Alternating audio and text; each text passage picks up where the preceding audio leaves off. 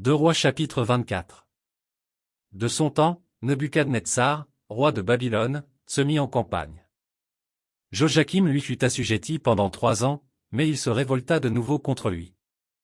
Alors l'Éternel envoya contre Joachim des troupes de Chaldéens, des troupes de Syriens, des troupes de Moabites et des troupes d'Ammonites, il les envoya contre Juda pour le détruire, selon la parole que l'Éternel avait prononcée par ses serviteurs les prophètes.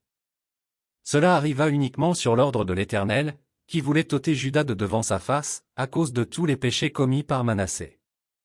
Et à cause du sang innocent qu'avait répandu Manassé et dont il avait rempli Jérusalem.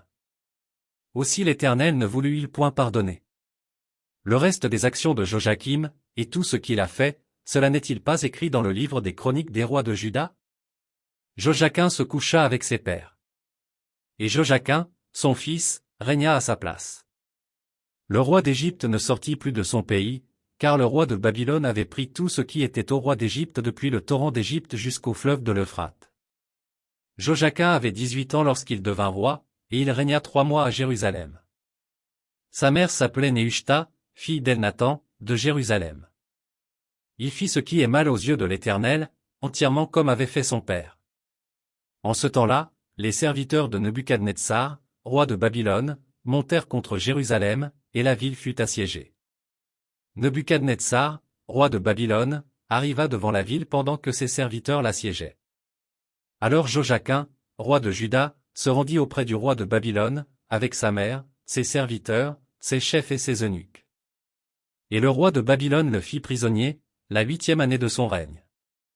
Il tira de là tous les trésors de la maison de l'Éternel et les trésors de la maison du roi, et il brisa tous les ustensiles d'or que Salomon, roi d'Israël, avait fait dans le temple de l'Éternel, comme l'Éternel l'avait prononcé.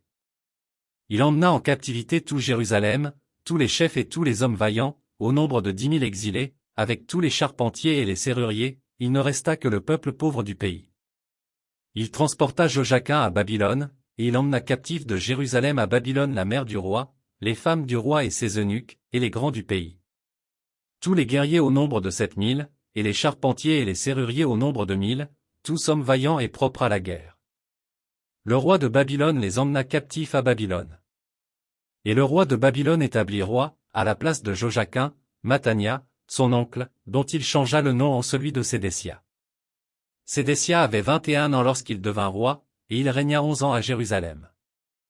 Sa mère s'appelait Amutal, fille de Jérémie, de Libna. Il fit ce qui est mal aux yeux de l'Éternel, entièrement comme avait fait Joachim. Et cela arriva à cause de la colère de l'Éternel contre Jérusalem et contre Juda, qu'il voulait rejeter de devant sa face. Et Sédécia se révolta contre le roi de Babylone.